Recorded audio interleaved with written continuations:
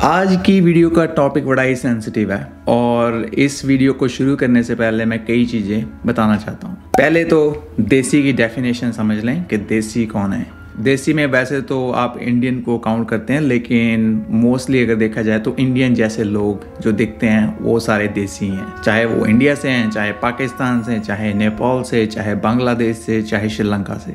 So basically जो सब continent से जो लोग आते हैं उनको बाहर लोग देसी पुकारते हैं। और बात शुरू करने से पहले कई और चीज़ें मैं बताना चाहता हूँ। ये किसी पर्सन या किसी बिजनेस को टारगेट करके वीडियो नहीं बनाई गई है। ये वीडियो बनाई गई है उन लोगों के लिए जो नए इन मुल्कों में आ रहे हैं, बाहर के मुल्कों में, ताकि उनको पता हो कि अपना बचाव कैसे करना है इन एक्सप्लॉयटेशन से। वैसे तो कई कम्युनिटीज़ ऐसा काम करती हैं जिसमें जो नए बंदे आते हैं उनका एक्सप्लॉयटेशन होता है, लेकिन सबसे ज़्यादा दुख तब होता है जब अपने ही लोग, खुद अपने जैसे ही लोग हमारे साथ ऐसा गलत काम करते हैं। बड़ा दुख लगता है दिल को, और ना ही मुझे ये वीडियो बनाते हुए बहुत ज़्यादा खुशी हो रही है, क्योंकि ये टॉपिक इतना सेंसिटिव है और सच्चाई में जो चीज़ होती है उसके बारे में बात करनी बहुत ही ज़्यादा ज़रूरी है। एक और इम्पॉर्टेंट बात बतानी मैं भूल गया, लेकिन वो बात करानी भी बहुत ज़रूरी है कि सारे बंदे अपने मुल्क से जो आते हैं वो बुरे नहीं होते। काफ़ी मेजॉरिटी के लोग अच्छे भी होते हैं जो दूसरों के लोगों की हेल्प करने में विश्वास रखते हैं, लेकिन कई बैड एप्पल्स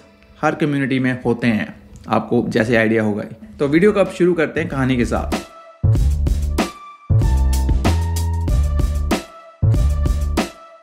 मेरा एक बहुत अच्छा दोस्त है यहाँ पे। तो मैं 2006 में आया था ऑस्ट्रेलिया में एंड में, तो वो 2007 अर्ली में आया था। तो काफ़ी क्लोज था हमारा टाइमिंग आने का। तो जब आया था नया नया, तो ऑफ कोर्स अब नए आए हो स्टूडेंट तो आपको आते ही कोई जॉब वगैरह ढूंढनी पड़ती है पार्ट टाइम। तो उसने हमारे एक कॉमन दोस्त से कहा कि भाई आप रेस्टोरेंट में जाते हो, आप अंकल से पूछ लो कि यार उनके पास कोई जॉब वगैरह है, अभी मुझे और कहीं मिल नहीं रही है। तो वो कहता ठीक है मैं पूछ लूँगा अंकल से। तो मेरे दोस्त ने अंकल से बात की, तो उसने कहा ठीक है ले आओ लड़के को, बात कर लेते हैं उससे।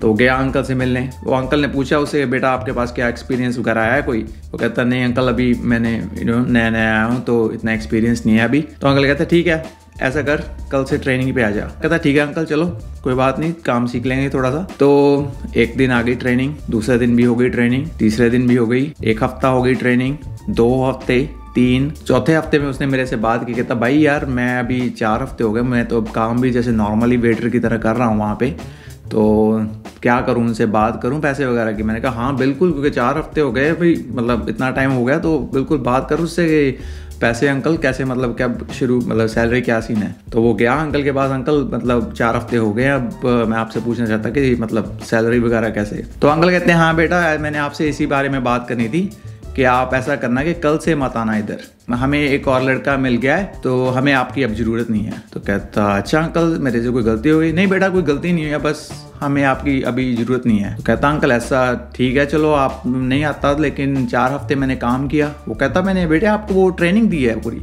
आपको सिखाया है कैसे काम करते हैं। कहता 4 हफ्ते ट्रेनिंग? तो इस कहानी को बताने का मकसद आपको ये है कि ऐसे सीन ऑस्ट्रेलिया में और बाहर के मुल्कों में कई बार अपने बंदों के साथ होते हैं और करते भी अपने बंदे ही हैं। अब ये ऐसी जो मैंने आपको स्टोरी बताई है, ये ऐसे सीन अब कहाँ कहाँ पे हो सकते हैं। पहले तो जगहें पता कर लें वो कौन कौन सी हैं। तो मोस्टली होती हैं रेस्टोरेंट्स में, देसी रेस्टोरेंट्स में, उसके बाद आगे आपके कन्वीनियंस स्टोर्स, फिर आगे आपके पेट्रोल स्टेशंस, और फिर आगे कार वॉश, क्लीनिंग और मैकेनिक्स, हेयर ड्रेसर्स, और कई ऑफिस जॉब्स में भी ऐसा होता है, विच इज़ वेरी अनफॉर्चुनेट। अब ये लोग करते कैसे हैं, मतलब ये ऐसा सीन होता कैसा है? तो मोस्टली होता है यही है कि जब नए लड़के और लड़कियां इधर आते हैं, खास करके जब वर्क रिस्ट्रिक्शंस होती हैं। अब आप लोगों को पता ही है जैसे 1 जुलाई 2023 से वर्क रिस्ट्रिक्शंस वापस आ रही हैं इंटरनेशनल स्टूडेंट्स के लिए। तो 24 घंटे पर वीक या 48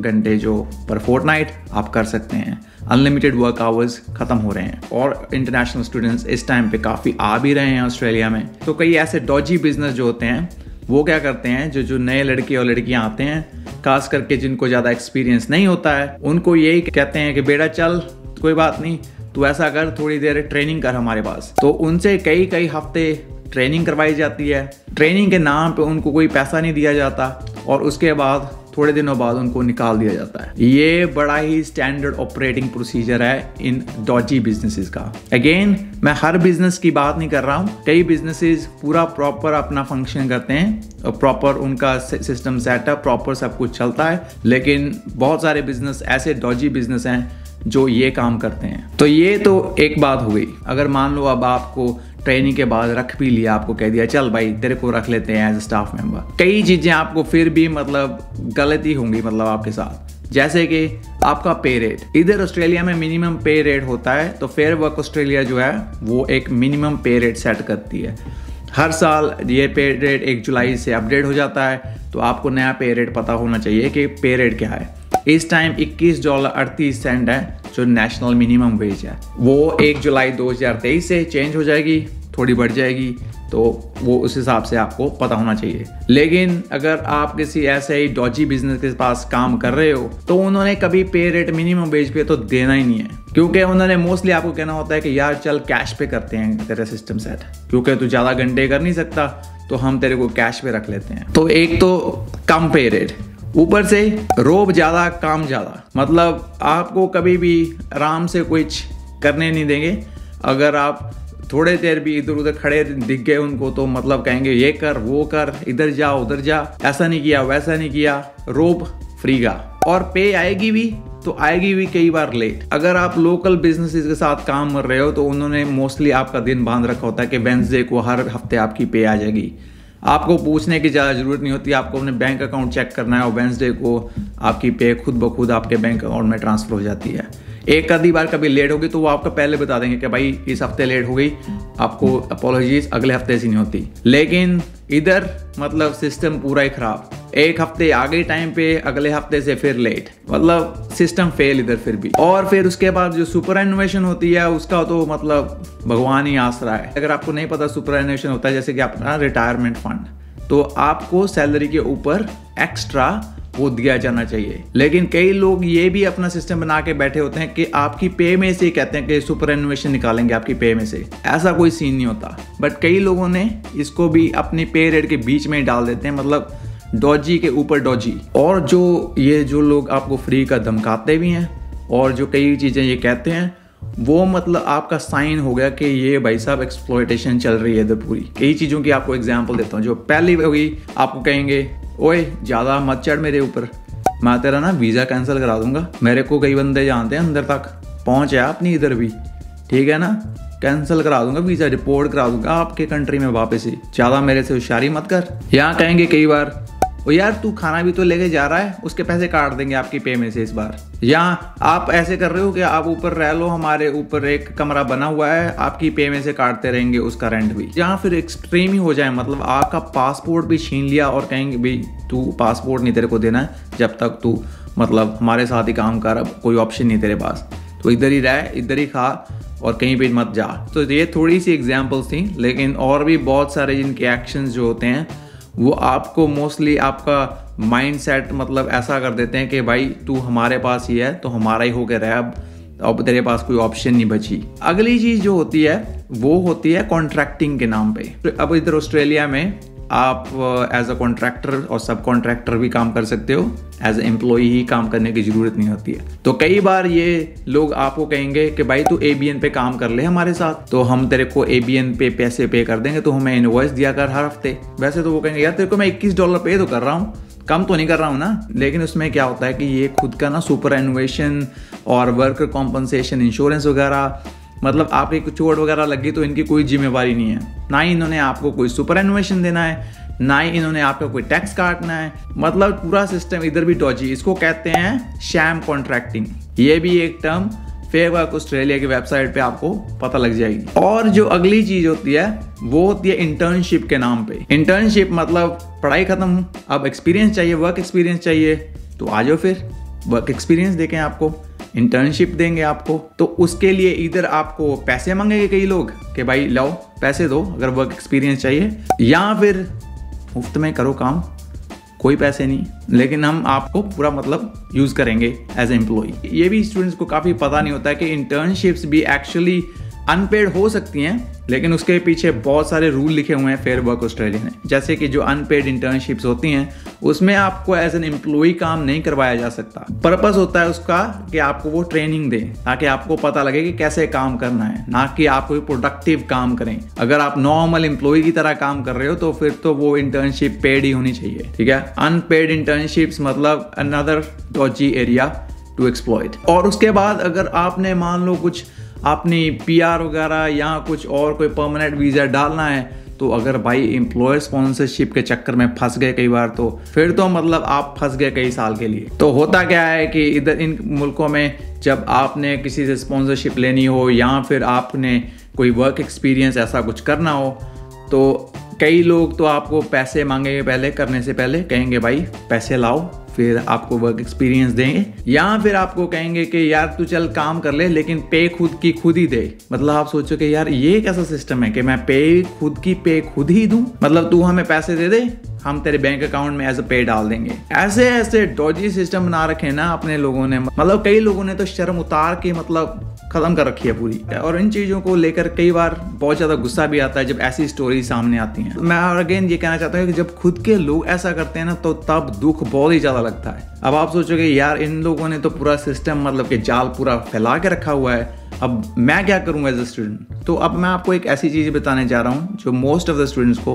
पता ही नहीं होगी, वो है एश्योरेंस प्रोटोकॉल। सुना है कभी आपने? लिख के बताना मुझे कमेंट में अगर आपने सुना है एश्योरेंस प्रोटोकॉल। नहीं सुना है तो एश्योरेंस प्रोटोकॉल है क्या? ये एक एग्रीमेंट है फेयर वर्क ऑस्ट्रेलिया का और डिपार्टमेंट ऑफ होम अफेयर्स का। इन दोनों ऑर्गेनाइजेशंस ने एक एग्रीमेंट कर रखा है जिसमें अगर कोई बंदा जाके फेयर वर्क ऑस्ट्रेलिया को बताता है कि भाई मैंने किए हैं घंटे ज़्यादा अपने वीज़ा से, मैंने की है गलती लेकिन मेरे को किया गया है पूरी तरह एक्सप्लॉइट, तो वो बंदा जाके अगर फेयर वर्क ऑस्ट्रेलिया को ये सारी चीज़ें बता देता है तो वो आपका पूरा केस चेक करेंगे, आपको पूरा सजेस्ट करेंगे, और अगर आपकी कंसेंट हुई मतलब आपकी एग्रीमेंट हुई तो वो ये बात डिपार्टमेंट ऑफ होम अफेयर्स के बाद भी शेयर कर सकते हैं और उनको बता सकते हैं कि ये भाई इस बंदे का वीज़ा कैंसिल नहीं होना चाहिए और ना ही इसके कोई फ्यूचर में कोई नेगेटिव इम्पैक्ट हो इस चीज़ का। तो ये एग्रीमेंट इसी चीज़ के लिए बनाया गया है ताकि ये ऐसी एक्सप्लॉयटेशंस ऑस्ट्रेलियन वर्क प्लेसेस में ना हो। बहुत सारे लोगों को तो पता ही नहीं है ये चीज, मतलब लोग डरते रहते हैं कि यार अगर मैंने घंटे ज्यादा काम कर लिए तो मतलब मैं तो फंस गया, अब मैं कुछ नहीं कर सकता।